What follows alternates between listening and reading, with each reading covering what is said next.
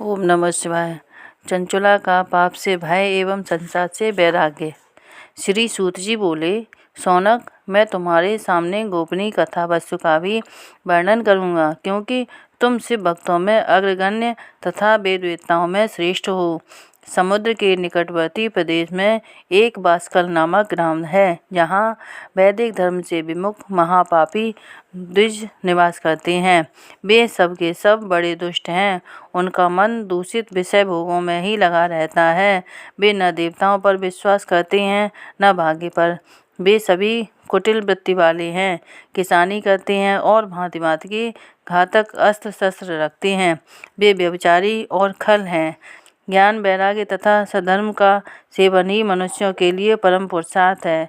इस बात को वे बिल्कुल नहीं जानते। वे सभी पशु बुद्धि वाले हैं। जहाँ के द्विज ऐसे हों, वहाँ के अन्य वर्णों के विषय में क्या कहा जाए। अन्य वर्णों के लोग भी उन्हीं की भांति कुत्सित विचार रखने वाले स्वधर्म विमुख एवं खल हैं। वे सदा कुकर्म में लगे रहते और नित्य विषय भोगों में ही डूबे रहते हैं। वहाँ की सब स्त्रियाँ भी कुटिल स्वभाव की, स्वेच्छाचारिणी, पापासक्त, कुत्सित विचार वाली और व्यभिचारिणी हैं। वे सद्व्यवहार तथा सदाचार से सर्वथा शून्य हैं।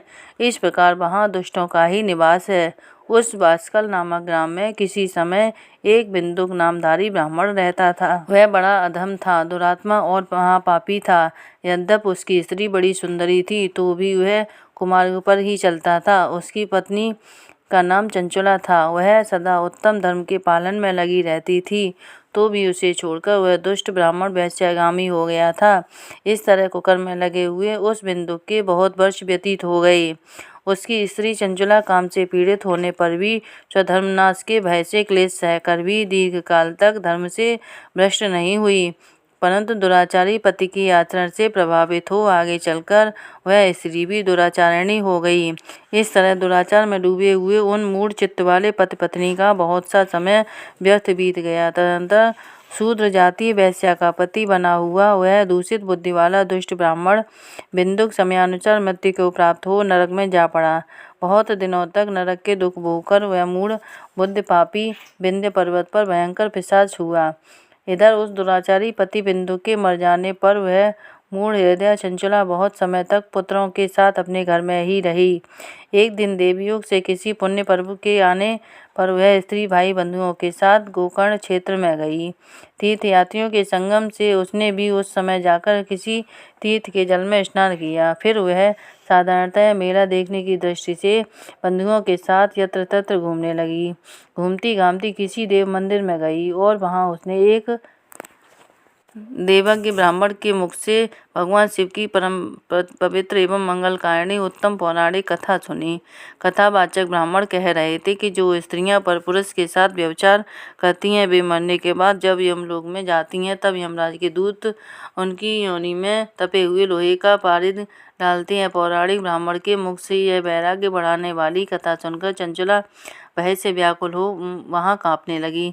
जब कथा समाप्त हुई और सुनने वाले सब लोग वहाँ से चले गए, तब वह भयभीत नारी एकांत में शिवपुराण की कथा वाँचने वाले उन ब्राह्मण देवता से बोली। चंचुला ने कहा, ब्राह्मण, मैं अपने धर्म को नहीं जानती थी, इसीलिए मेरे द्वारा बड़ा दुराचार हुआ है। स्वामीन, मेरे ऊपर अनुपम कृपा करके आप मेरा उद्धार कीजिए। आज आपके वैराग्य रस से ओतप्रोत इस प्रवचन को सुनकर मुझे बड़ा भय लग रहा है। मैं काँप उठी हूँ और मुझे इस संसार से वैराग्य हो गया है। मुझ मूढ़ चित्त वाली पापिनी को धिक्कार है। मैं सर्वदा निंदा के योग्य हूँ, कुत्सित विषयों में फंसी हुई हूँ और अपने धर्म से विमुख हो गई हूँ। हाय, न जाने किस किस घोर कष्टदायक दुर्गति में मुझे पड़ना पड़ेगा और वहाँ कौन बुद्धिमान पुरुष कुमार्ग में मन लगाने वाली मुझ पापिनी का साथ देगा। मृत्यु काल में उन भयंकर यमदूतों को मैं कैसे देखूंगी। जब वे बलपूर्वक मेरे गले में फंदे डालकर मुझे बांधेंगे, तब मैं कैसे धीरज धारण कर सकूंगी। नरक में जब मेरे शरीर के टुकड़े टुकड़े किए जाएंगे, उस समय विशेष दुख वाले उस महान महायात्रा को मैं वहाँ कैसे सहूँगी। हाय, मैं मारी गई, मैं जल गई, मेरा हृदय विदीर्ण हो गया और मैं सब प्रकार से नष्ट हो गई, क्योंकि मैं हर तरह से पाप में ही डूबी रही हूँ।